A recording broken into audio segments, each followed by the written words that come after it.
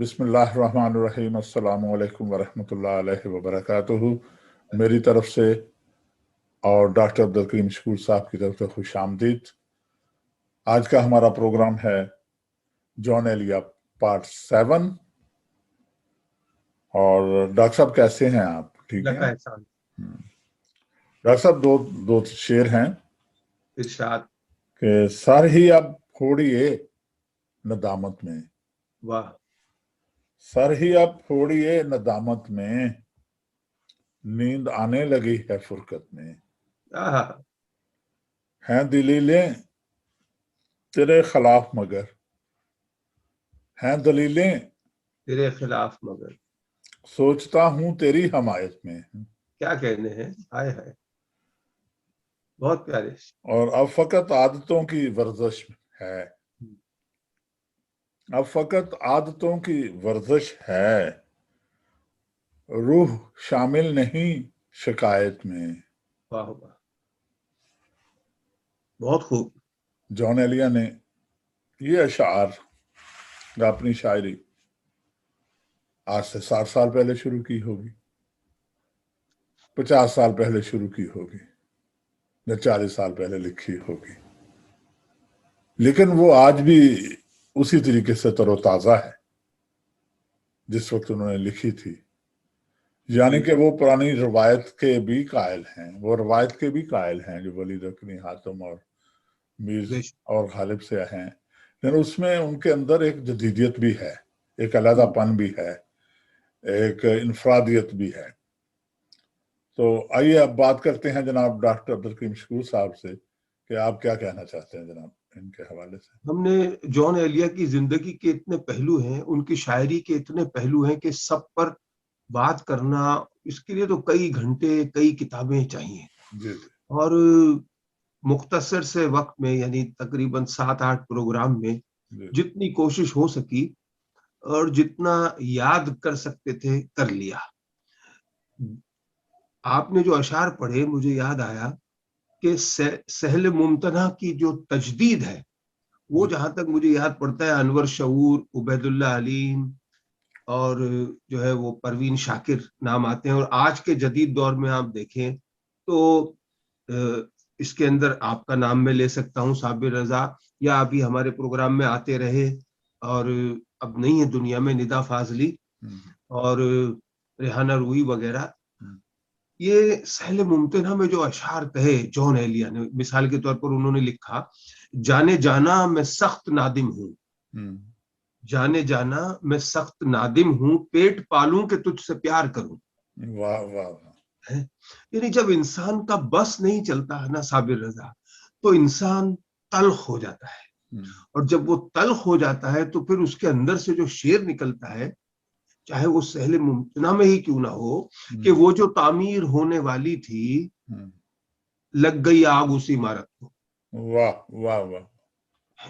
अब घंटों बैठ के आदमी इस शेर पर बातें करता रहे, उस मुद्दे तक कैसे पहुंचे कि वो जो तामीर होने वाली थी, लग गई आग उस इमारत को।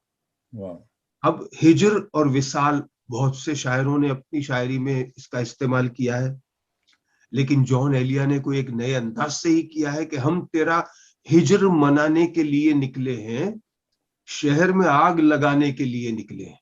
वाह वाह वाह। और नई ख्वाहिश रचाई जा रही है, तेरी फुरकत मनाई जा रही है। वाह वाह वाह। और एक जगह लिखते हैं कि तुम हो आगोश में मगर फिर भी दिल नहीं लग रहा मेरा जाना।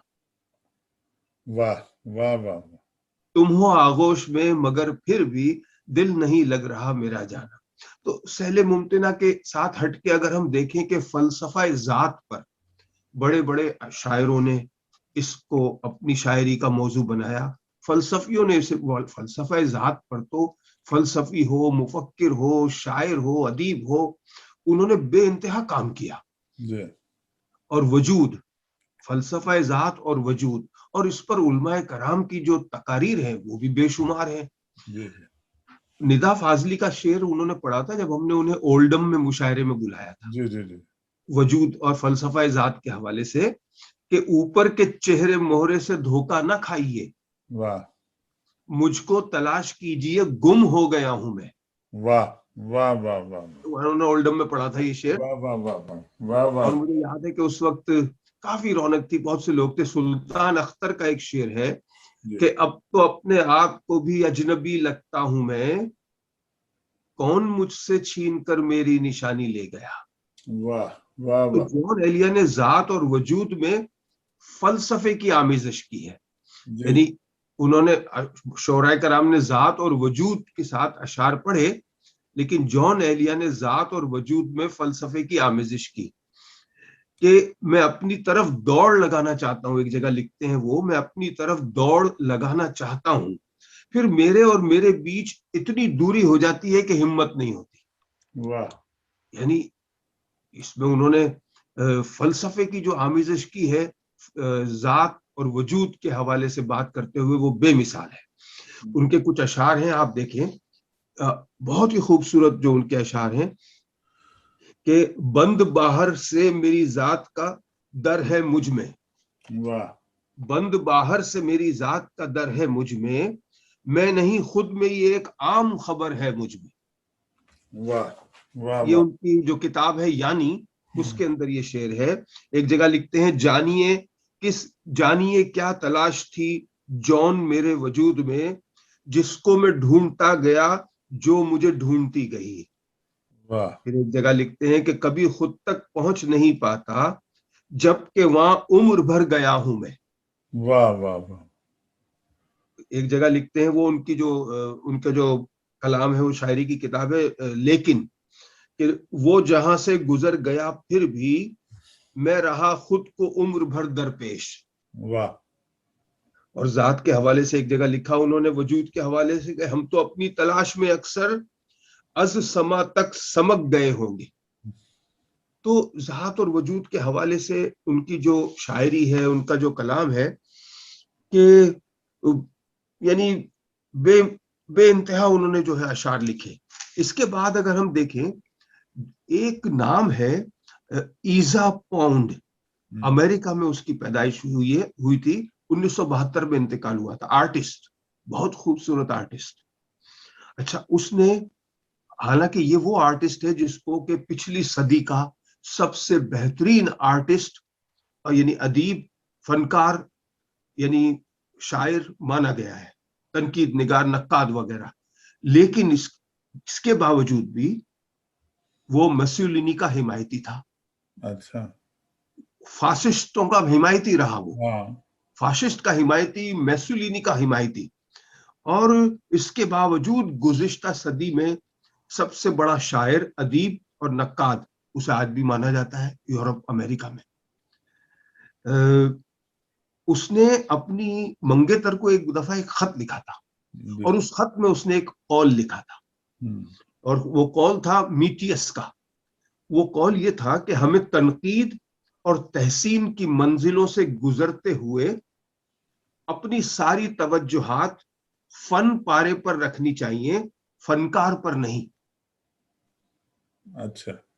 یعنی اگر میں آپ پر کوئی کتاب لکھ رہا ہوں یا مضمون لکھ رہا ہوں, چاہے وہ تنقیدی ہی کیوں نہ ہو, تو مجھے اپنی ساری توجہ آپ کے کلام پر رکھنی ہوگی, آپ کی ذات پر نہیں. بالکل ٹھیک ہے, بالکل ٹھیک ہے. یہ اس نے لکھا تھا کہ فنکار کو سمجھنے کے لیے فنکار کے زمانے کو سمجھنا ضروری ہوتا ہے. جی. اب بات یہ ہے کہ جون ایلیا پر آپ کو تنقیدی مضامین بے شمار ملیں گے سوشل میڈیا پہ. کہیں اسے ملحد قرار دیا جائے گا, کہیں اسے شراب, اس کے حوالے سے کئی نام دیے جاتے ہیں. لیکن یہ جو قول ہے میٹیس کا کہ جب آپ تنقید اور تحسین کی منزلوں سے گزر رہے ہیں تو آپ کی توجہ اس کے فن پہ ہونی چاہیے, فنکار پہ نہیں ہونی چاہیے. صحیح ہے. یہ رولز اگر فالو کیے جائیں تو جون ایلیا جو ہے وہ ایک عجیب و غریب قسم کی انمول شاعری کا کرنے والا ایک فنکار ہے, شاعر ہے. بالکل صحیح. اب تو یہ میں نے کہا, یہ قول مجھے یاد آیا, میں اس میں نشر کروں. یہ اس کے اندر جو معاملہ ہے سارا صابر رضا, وہ یہ ہے کہ اگر آپ یہ دیکھیں کہ اس کے اشعار جو ہیں, کہ یہ بہت سارے شاعر جو ہیں, یعنی اس کا لہجہ جون ایلیا کا کہ اس کی گلی سے اٹھ کے میں آن پڑا تھا اپنے گھر. جی اس کی گلی سے اٹھ کے میں آن پڑا تھا اپنے گھر. ایک گلی کی بات تھی اور گلی گلی گئی. واہ واہ واہ. ایک گلی کی بات تھی اور گلی گلی گئی. اور جسم کی صاف گوئی کے باوصف روح نے کتنا جھوٹ بولا تھا. واہ. ایک نیا پہلو دیا اس نے. اور عہد رفاقت ٹھیک ہے لیکن مجھ کو ایسا لگتا ہے. یعنی آپ دیکھیں یہاں عہد رفاقت کی بات ہو رہی ہے, جدائی کی بات نہیں کر رہا جون ایلیا, کہ عہد رفاقت ٹھیک ہے لیکن مجھ کو ایسا لگتا ہے تم تو میرے ساتھ رہو گی, میں تنہا ہو جاؤں گا. واہ واہ واہ. تم تو میرے ساتھ رہو گی, میں تنہا رہ جاؤں گا. اب اسی حوالے سے کئی اشعار ہیں. تم میرے پاس ہوتے ہو گویا ہاں جب کوئی دوسرا نہیں ہوتا. لیکن یہاں جو فلسفے کا استعمال ہے جون ایلیا کا, کتنی وحشت ہے درمیان ہجوم, جس کو دیکھو گیا ہوا ہے کہیں. واہ واہ. یار یہ ہوتا ہے اکثر ہمارے مشاعروں میں بھی ہوا ہے کہ شاعر پڑھ رہا ہے اور جو سامعین ہیں وہ کہیں گئے ہوتے ہیں, جی ہاں. انہیں لانا پڑتا ہے, انہیں لطیفہ سنا کے لانا پڑتا ہے کبھی کبھی کہ واپس آ اب ماحول وہ مختلف ہو گیا ہے. ہاں آپ کا تو اتنا تجربہ ہے کہ وہ برطانیہ میں آپ کو تو پتا ہے, ہاں سگریٹ پی رہے ہیں باہر, گپ شپ لگا رہے ہیں, ان کو بلاؤ بھائی. ہاں. اور جو اندر بیٹھے ہیں وہ 50% ہیں. اپنی شادی, جو اندر بیٹھے ہیں وہ 50% اپنے شادی کے مسائل میں الجھے ہوئے ہیں. جی ہاں بالکل. تو یہ جس کو دیکھو گیا ہوا ہے کہیں. ایک جگہ لکھتے ہیں کہ ہے عجب کچھ معاملہ درپیش, واہ عقل کو آگہی سے خطرہ ہے. واہ. اور واقعی عقل کو آگہی سے خطرہ ہے. اور تو ہے پہلو میں پھر تیری خوشبو ہو کے باسی کہاں سے آتی ہے. واہ واہ. کیا انداز ہے الزام کا. نہیں نہیں پہلو آپ میں کے پھر لیے تیری خوشبو. نہیں نہیں, اس میں بات دیکھیں, اس میں ایک پورا واقعہ ہے نا بھائی, یہ پورا واقعہ ہی بن رہا ہے نا. بالکل ہاں ہاں. بالکل.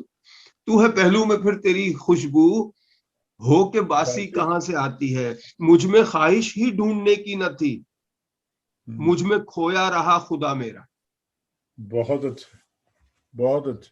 اور شہروں میں ہی خاک اڑا لو, شور مچا لو بے حالو, جن دشتوں کی سوچ رہے ہو وہ کب کے برباد ہوئے. تو جون ایلیا جو ہے اس پر بات کرنے کے لیے ایک زندگی کافی نہیں ہے صاحب رضا. آج اتنا ہی.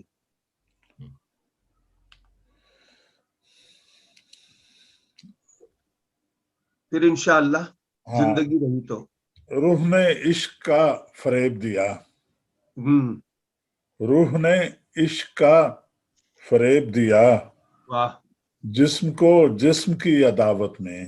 کیا کہیں, وہ جو تعمیر ہونے والی تھی لگ گئی آگ اس عمارت میں. اتنا پیارا شعر ہے یار. زندگی کس طرح بسر ہوگی, دل نہیں لگ رہا محبت میں. یار وہ بشیر بدر یاد ہوں گے آپ کو, بشیر بدر, انہوں نے لکھا تھا کہ سب لوگ اپنے اپنے خداؤں کو لائے تھے, ایک ہم ہی ایسے تھے کہ ہمارا خدا نہ تھا. واہ واہ واہ واہ واہ. ندا فاضلی نے لکھا, جب وہ آئے تھے مشاعرے میں انہوں نے پڑھا تھا, دعا کے ہاتھ پتھر ہو گئے ہیں, دعا کے ہاتھ پتھر ہو گئے ہیں, خدا ہر ذہن میں ٹوٹا پڑا ہے. واہ واہ واہ واہ واہ. پھر شہزاد احمد نے لکھا, جواز کوئی اگر میری بندگی کا نہیں, میں پوچھتا ہوں تجھے کیا ملا خدا ہو کر.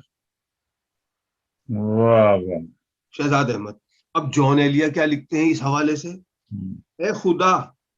اچھا آگے انہوں نے لکھا, ہم نے خدا کا رد لکھا نفی بلفی لا بلا, ہم ہی خدا غزیدگاں تم پہ گراں گزر گئے.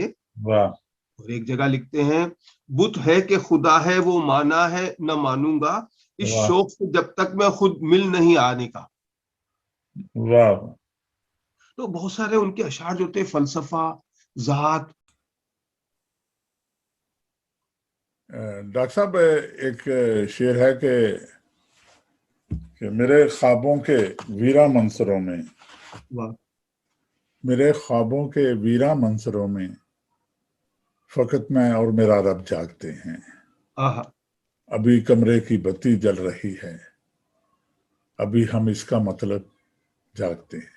بہت اچھا شعر ہے بھائی، واہ واہ. ہاں، بھائی شکریہ. آخری جو ہے آج کا جو یہ جو پروگرام ہے، جان ایلیا کے 2 اشعار پہ ہم ختم کریں گے. دراصل جان ایلیا جو ہے وہ کسی کو خوش کرنے کے لیے شعر نہیں کہتا ٹھیک. یا داد حاصل کرنے کے لیے شعر نہیں کہتا، بلکہ وہ اپنے قلبی جذبات کو لفظوں کا پیراہن دیتا ہے. جی جی. ایک جگہ لکھا انہوں نے کہ داد و تحسین یہ شور ہے کیوں، ہم، داد و تحسین یہ شور ہے کیوں، ہم تو خود سے کلام کر رہے ہیں. واہ. اور آخر میں ہے کہ کیا تکلف کریں یہ کہنے میں، ہاں ہاں. کیا تکلف کریں یہ کہنے میں، جو بھی خوش ہے ہم اس سے جلتے ہیں. واہ واہ واہ. جو بھی خوش ہے ہم ہم اس اس سے سے جلتے ہیں. خواتین و حضرات، پھر ملتے ہیں. اللہ حافظ.